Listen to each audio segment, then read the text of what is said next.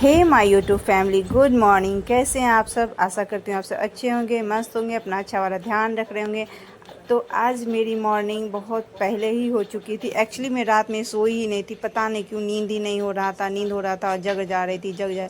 तो फिर भी मैं 5 बजे फिर उठी, बिछावन छोड़ी 5 बजे फिर। और हम लोग हाउस वाइफ का ये होता है ना कि उठ के सिर्फ डायरेक्ट पढ़ने नहीं जा सकते हैं, बहुत सारा काम होता है। फिर भी फ्रेश होना होता है, घर में झाड़ू लगाना होता है, फिर बच्चे का देखना होता है, उनको दूध दूध दे के, मतलब 2 घंटे, अगर 1 घंटे पढ़ना है 2 घंटे, तो उसके लिए आप दूध दे दे। तो मैं वो सारा काम करके फ्रेश व्रेश हो के, मुझे बहुत देर लग गया ये सब करने में।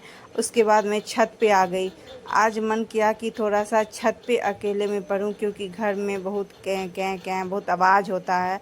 तो सोची कि मैं, क्योंकि अभी फार्मूला रिवीज़न करना था, और फार्मूला रिवीज़न करने में ना क्या होता है कि मतलब एकदम दिमाग चाहिए पूरा एकदम फोकस्ड। तो फार्मूला रिवीज़न की, और फिर उसके बाद मैं हिस्ट्री का अपना नोट्स जो बनाई हुई थी, उस नोट्स में कांग्रेस का अधिवेशन पढ़ने लगी। जो मैं अभी पढ़ रही हूँ, तो मैं आपको बाद में दिखाऊंगी, मैं अपना नोट्स दिखाऊंगी बाद में।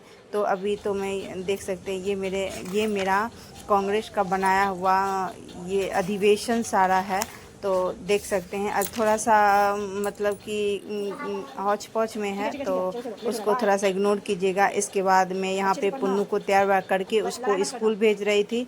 तो मैं उसको बोल रही थी लड़ाई मत करना। उसके बाद फिर मैं उसके जाने के बाद मैं तुरंत फिर नहाने चली गई, क्योंकि फ़्रेश होते हैं ना तो फिर पढ़ाई, ये सेकेंड स्लॉट अब मैं करने वाली थी, इसलिए उससे पहले मैं नहा ली थी। तो नहाने के बाद थोड़ा सा मतलब अपने आप को पैम्परिंग करना भी बनता है, क्या है ना, कि आप खुद को पैम्पर नहीं कीजिएगा, पहले खुद को खुश रखना है, उसके बाद ही किसी और को हम खुश रख सकते हैं। तो यहाँ पे मैं अपने आप को कर ली थोड़ा सा।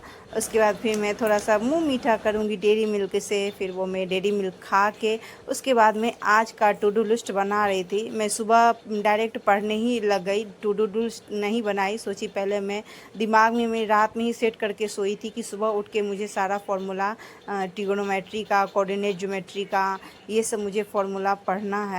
और उसके बाद ट्रिगोनोमेट्री का ना बहुत सारा फार्मूला हो जाता है, सब बहुत सारा कॉन्सेप्ट हो जाता है। उसके बाद फिर मैं देख सकते हैं यहाँ पे मैं टू डू लिस्ट बना ली हूँ।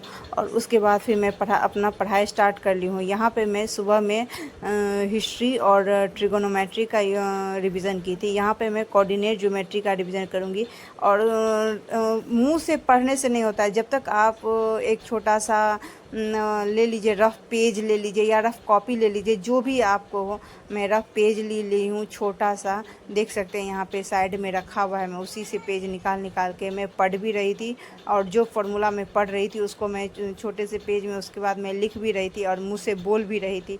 मैं साथ साथ दोनों काम कर रही थी, क्योंकि पता है मैं फार्मूला का नाम को याद नहीं, हम रट नहीं कोई चीज़ पाते हैं, वो मुझसे हो ही नहीं पाता है रटना। मुझे है कि मैं रीडिंग करूँगी, मैं पढ़ूँगी, मैं रट नहीं पाती हूँ। और उस चीज़ को, और मैं जब मैथ में तो है ही कि खूब ज़्यादा से ज़्यादा आप प्रैक्टिस कीजिए। तो ये सब तो मेरा है।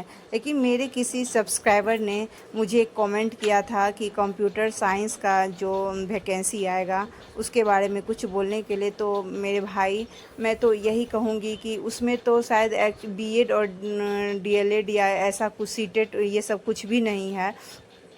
तो उसमें भी 40 नंबर्स का मेन वही होता है। जैसे हिस्ट्री, ज्योग्राफी, करंट अफेयर, और 8 नंबर का मैथ ऐसा होता है, और 8 नंबर का साइंस ये होता है। उसके बाद इधर आपका 80 नंबर सब्जेक्टिव होता है।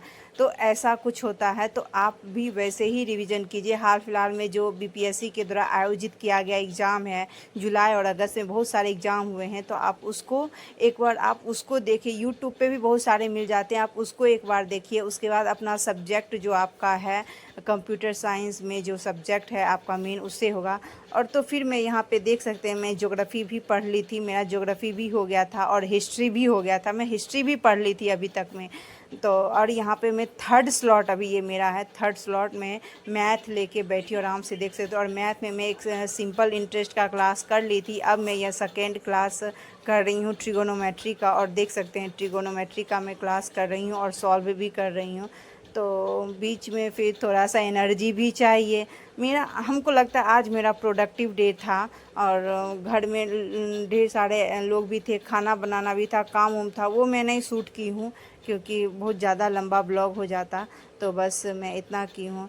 तो और मैं आप लोगों के साथ ये कहना चाहती हूँ कि आप लोग अगर मेरा ब्लॉग देखते हैं और आप नए हैं, अभी तक मेरे चैनल को सब्सक्राइब नहीं किए हैं, तो प्लीज़ प्लीज़ मेरे चैनल को सब्सक्राइब कर लीजिए, जिससे मुझे और मोटिवेशन मिल सके और मैं अपनी दिल की बातों को, मैं अपनी तैयारी को आपके सामने रखूँ, जिससे कोई भी हाउसवाइफ एस्पिरेंट मेरी जैसी या 2 बच्चों की माँ जो होंगी, वो कुछ भी अगर मोटिवेट हो सके, या पता नहीं, मुझे भी अच्छा लगता है और मुझे लगता है कि मुझे और पढ़ना है, आप लोगों के सामने दिखाना है।